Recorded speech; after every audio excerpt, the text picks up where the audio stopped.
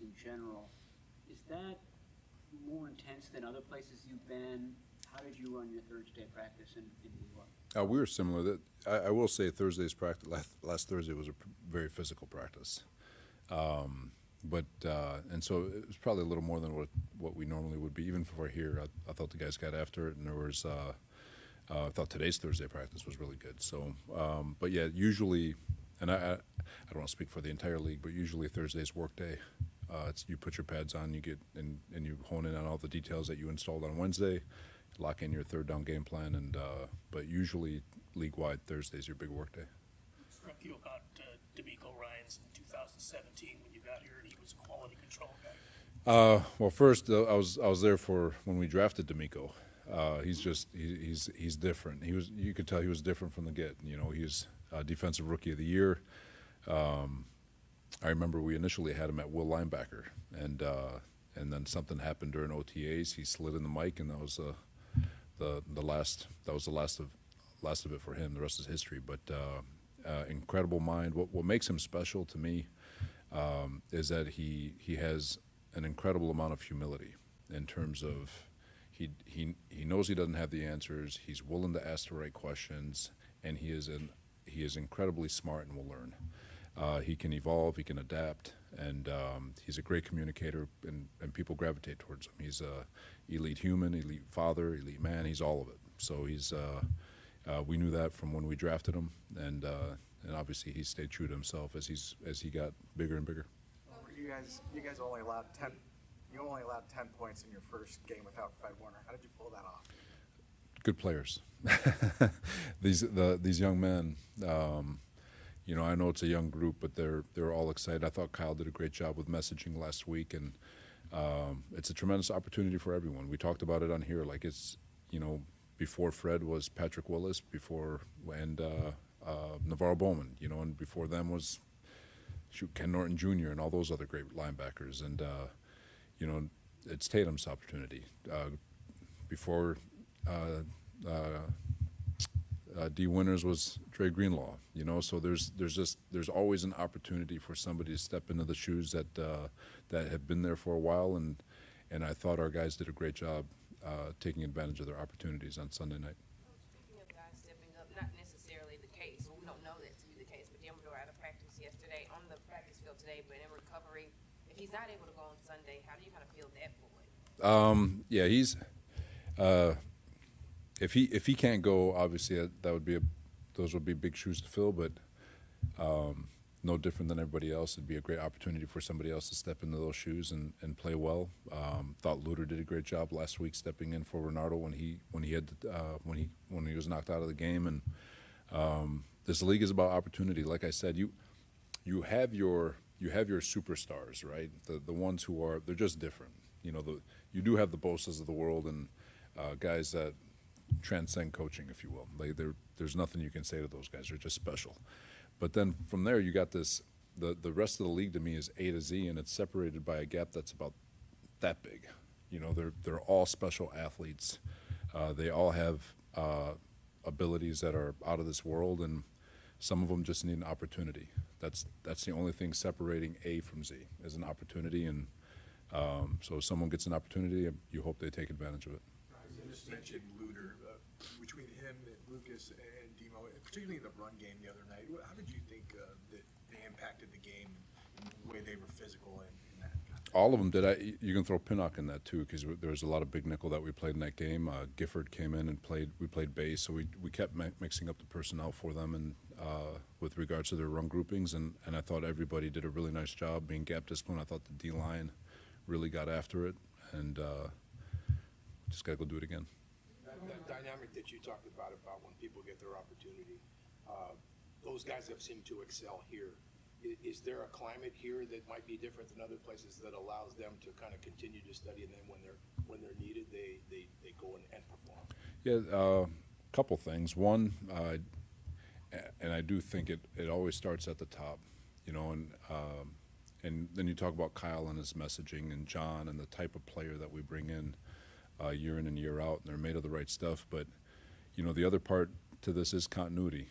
You know, these systems have been in place for how many years has he been here now? 8, 9? Yeah, for 9 years. So there's veterans teaching young guys, and so there's an acceleration in terms of development, and it gives these young guys a chance to move along faster than it would be if you're trying to install a whole new program every 2 or 3 years. And I think that's one of the forgotten arts of football. I mean, it's the ultimate team game, and developing these young men, developing coaches, developing players is a huge part of it, and it's kind of been thrown off to the side in terms of for the sake of change, you know. So I would say it starts at the top. Continuity, Kyle's messaging, all of it gives our guys a really good chance to excel when they do get their opportunity. The Texans have struggled offensively on stats, watching them Monday night, trying to deal with the Seahawks defensive line. I guess I just said they were not playing very well, but I mean, what is your assessment? And you know, when you have a team that's objectively struggling a little bit, you know, as a coach, you know, how do you guard against like, oh, hey, we got this? You know, I get the narrative for Houston, but this is also the same team that dropped 40 on Baltimore, and they had 26 on Tennessee in a shutout. So this is a damn good football team. Going up to Seattle on a Monday night, that is hard to do. And they were right there. You know, I thought their defense stood on its head, gave themselves a chance to win. They had the ball inside the 5-yard line. They had opportunities to win that, or to at least tie or win the game. But it's a damn good football team in all 3 phases, and we all know that it's going to be a tremendous challenge trying to get down there and get another win. Robert, when you talk to Tatum Bethune, it's clear that football is really important to him. And I know you probably go to the combine and talk to these guys in those rooms. I mean, how do you discern what guys football is really important to as opposed to they're just good at it? Yeah, no, that's the one big question. You want guys who love the game and everything about it. You know, and there's a difference between a player who loves the game and everything that it brings versus a guy who likes what football gives them. There's a big difference, and I think when you're going through the evaluation process, trying to find the guys who genuinely love ball, whether it gives them money, fame, they don't care. They just want to play the game. Trying to decipher those guys, or trying to separate those guys from the guys who like what football gives them, the fame, the notoriety, all that stuff. Those guys don't last. It's the ones who truly love the game and the process that goes with it, the studying, the practice, rehab, lifting, all of it. And it can get tricky, but if you dig enough, you can find it. So is Nick Martin getting any reps at strong side, or is it still just weak side? The Will and Sam are very similar, but he's mostly will linebacker. What can you say about kind of what he was asking about when it comes to Tatum Bethune, Malik Mustafa, to know that they be winners? Asked Tatum about this yesterday. They all kind of congregate together throughout the week outside of the facility to come together to each other's houses and study more film on top of what they've done here. I mean, what can you say? I mean, they're all in their 2nd year, so I mean, they're pretty young. They love the game. You know, Nick Saban, I don't want to sit here and mess up what he quoted, but he has a really cool piece that goes around social media and talks about how people who love ball gravitate to people who love ball. You can't have mediocre people mixing with elite minds. It just doesn't work. And usually that happens. Like they're going to gravitate towards one another. If you love the game of football, you're going to gravitate to one another, and if you don't, you're going to gravitate to your clique. And those guys love the game of football and everything that comes with it. And so it's not surprising to hear that they try to find each other to study more tape. When you left here to go to New York, how aware were you that D'Amico was going to be next in line, and how much? I mean, not that it mattered how much you're getting an opportunity, but peace of mind did you have knowing that they were in good hands if D'Amico was taking? It was a no-brainer for Kyle. That was the setup from day one. He's like I said, D'Amico he ascended so fast. Obviously, he played the game, but to go from QC to linebackers coach to coordinator, he was ready to be a coordinator after his first year of being a linebackers coach. Like I said, he's got a fantastic mind. He's a quick learner, and he's got the confidence to be able to adjust. And he did. He made it his own in his years as a coordinator. So he took what he learned, he made it his own, and they played fantastic football, earned a spot. rebuilt it in Houston, and they're doing it again. So he definitely is proven that he understood the blueprint. It wasn't like he just took over a car and he started driving it around. He made that thing better, and he went and built a new one again. So, but yeah, he's a fantastic coach. Everyone in this building at least knew that it was going to be good when he took over. Kyle would have killed me. What stands out for you about Chase Lucas? Football savvy, energy giver. He sees all the nuance in football, every little detail. He studies his butt off, and but yeah, he's the ultimate energy giver. He's giving juice to everybody. He's talking smack with everybody. He's helping out Upton as much as he can to help him accelerate.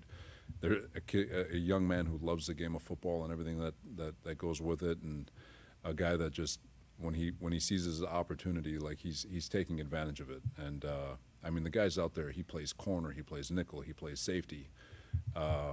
It'd be a disservice to try to explain how valuable he is. He's invaluable to this football team. He's awesome. In regards to Tatum, he certainly seemed very confident going into the game the other night. But now that he's past that first game as the guy replacing Fred Warner, have you seen him settle even more and become even more comfortable this week? He can't be comfortable in which he knows. The urgency is he's got to go do it again. It's kind of the message. We did it once, that's great. You can't take a deep breath. You got to step on the gas and keep doing it over and over and over again. This league is a proving ground week in and week out. As much as they love you this week, everyone can hate you next week. And that's just the world we live in. We embrace it, we love it. But for Tatum, he doesn't have time to breathe. He's got to keep going. Go ahead, bud. Given what you've been able to accomplish with this group, some fans have already started kind of preparing themselves mentally for, your next head coaching opportunity. Obviously, you were able to interview for a few this past off season. Presumably, you'll be in line for another sooner rather than later. Is that still your end game in this? Like, do you want to be a head coach again? End game is trying to find a win on Sunday. We'll go from there. You guys good? All right, appreciate you guys.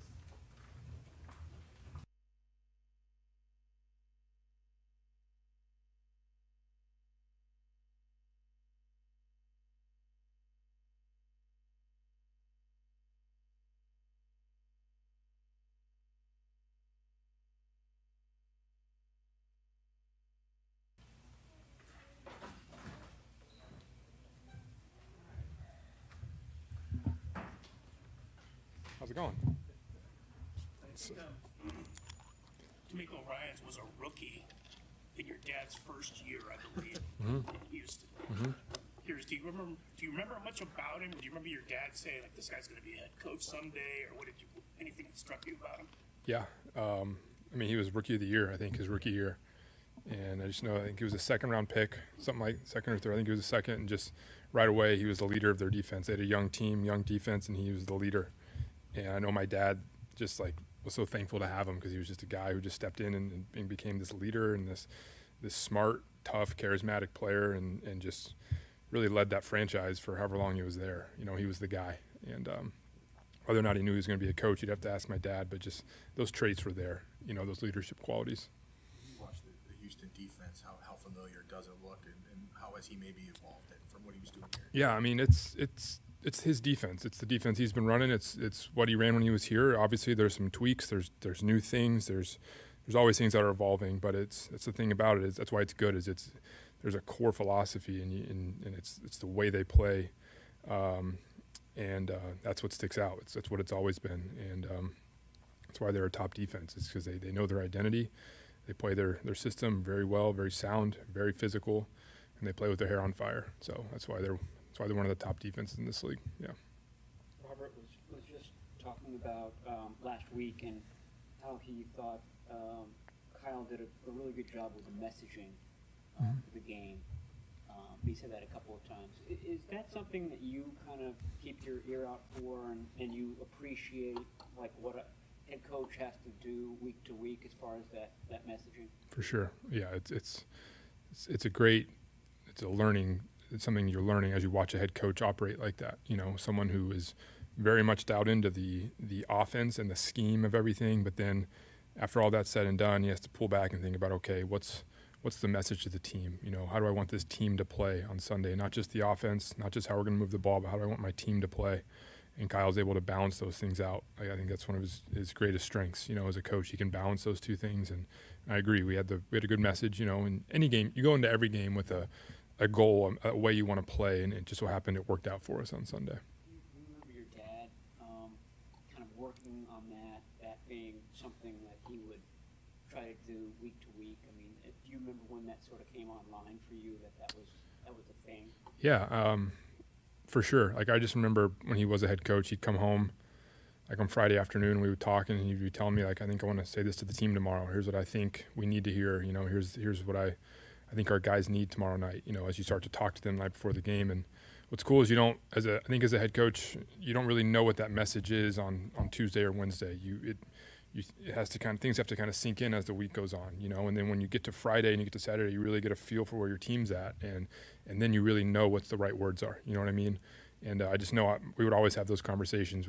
My dad would come home Saturday after the team meeting and would say, "What'd you tell him? What'd you tell him?" We wanted to hear it because it was such a cool, kind of inspiring thing. And then you'd go watch the game and you could hopefully feel the team playing that way. So. You get a chance this week to talk to your brother at all? You guys, it's kind of unique. You guys were going against the same team back-to-back weeks. Yeah.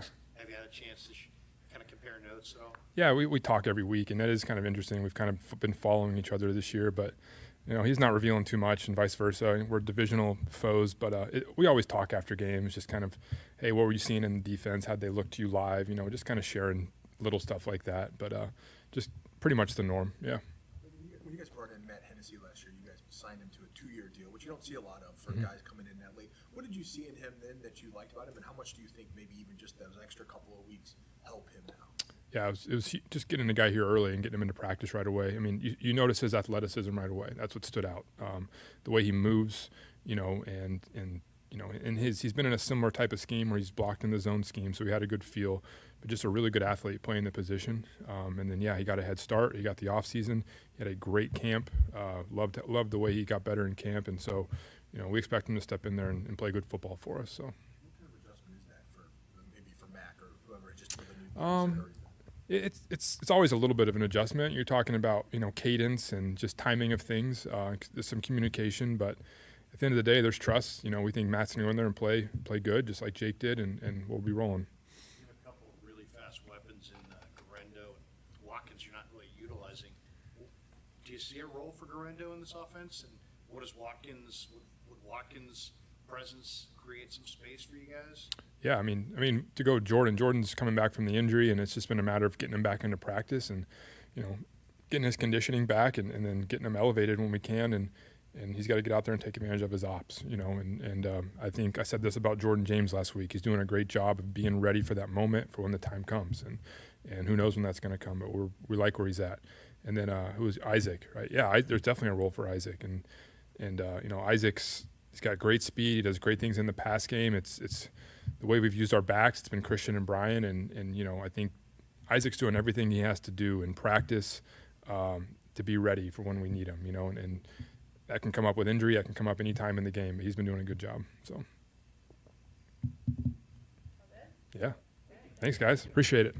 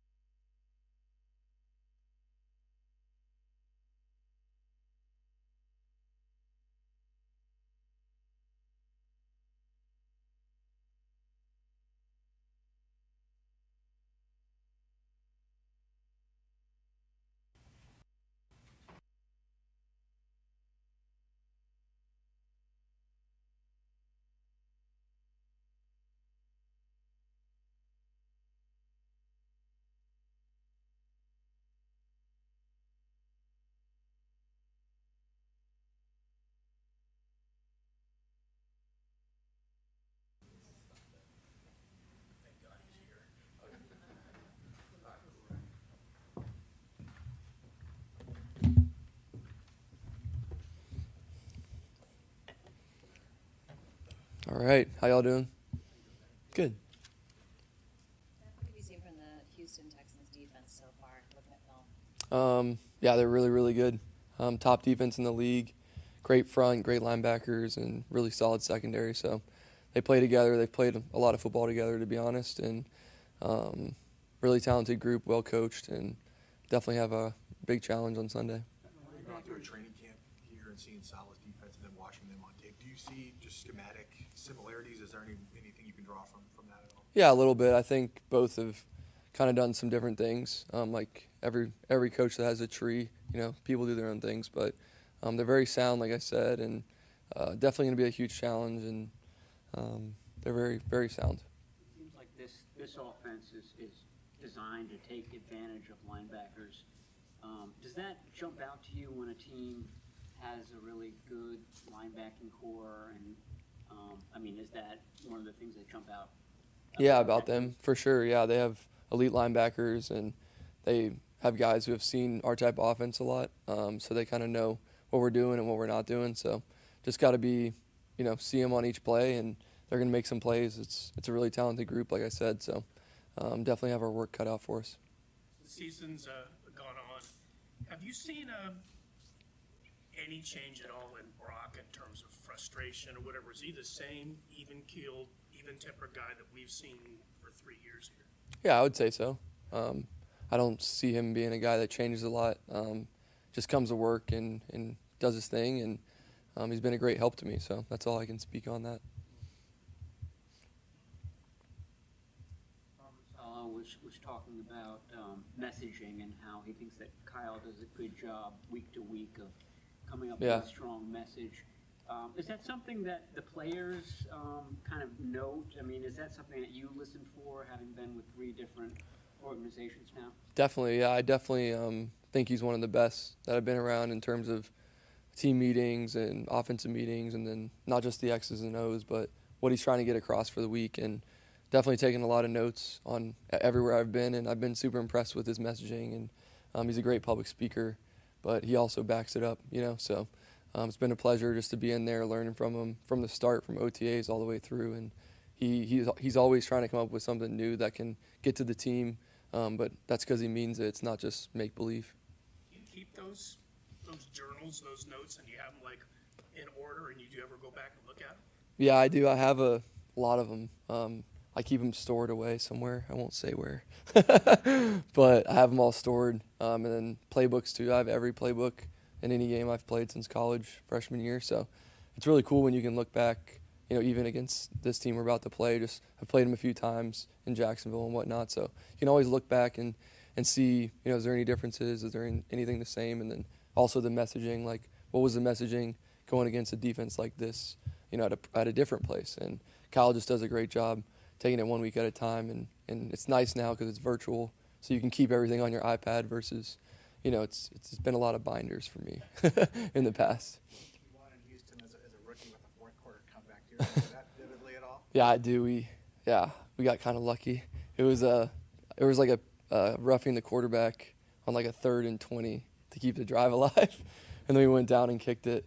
I know they were pissed about that, but it was good to get that under my belt, and it was a big win for us. I think we were like 2-4 or something like that, and struggling a little bit, and then we ended up winning like 7 in a row or whatever. But it's a long time ago, it seems, and completely different staff and system and everything. But it is nice when you've played in a stadium and you kind of know what to expect fan-wise, and where the play clocks are, all that stuff. So it's good to go play there. Legit roughing the quarterback call, or did you have to sell that? I don't know, you're going to get me in trouble if I complain about the refs even 5 years later. They'll send me a letter. But no, I don't know, it wasn't that bad, to be honest. I've had worse. Do you do that when you're at a new stadium, just kind of go out there and kind of orient yourself to where the play clocks are and things like that? Yeah, everyone, that's kind of one of the things I think a lot of quarterbacks do. I don't think it's like rocket science. You just walk out and find them and figure out where they are. But they have a really loud stadium there. I feel like the sound gets trapped well in there, and the fans are very passionate. And like I said, their defense is unbelievable. So definitely have our work cut out for us. And at the end of the day, it's a 100-yard field, 53 and a third wide. So you know what you're getting yourself into. This might be a weird question, but when you have met, I assume you've met retired kind of legendary quarterbacks. I mean, just because you guys, you know, the stress and just the uniqueness of your job goes with it. Is there like a instant like connection or understanding because you guys both know you have that shared experience? Kind of trying to understand. You're saying like how hard it is to do it? I don't know. I don't think I'm there yet. Sorry, this is probably a horrible question. No, you're good. But like, legendary quarterback Tom Brady. I don't Yeah, know yeah, yeah. what it would be. It was like, is there like just an instant connection because the job of NFL quarterback is so unique? Yeah. And the pressure and For sure, what is yeah. required, you kind of, not to say you're necessarily, hey, I'm relating to this Hall of Famer. Got you know, you. on that level, but there's just an understanding. Yeah, no, I know what you're saying. I respect anybody who's at the top of their field, and for me, whether that's an athlete or an actor or whatever, like I want to learn, figure out what they've done to be successful, to be honest. And I've been fortunate to not only watch but talk to a lot of really good quarterbacks that have played, and every year I'm trying to learn something new and add it to my game or whatever. So yeah, it's really cool. You know, when you're a kid, you're looking up to those people, and then you know maybe when you're in the NFL, you at least get a chance to talk to them and learn from them, and whether that's how do you deal with an injury or what about this defensive coordinator. So it's pretty cool just to talk ball when you get a chance. Usually it's in the off season. Okay, thank you.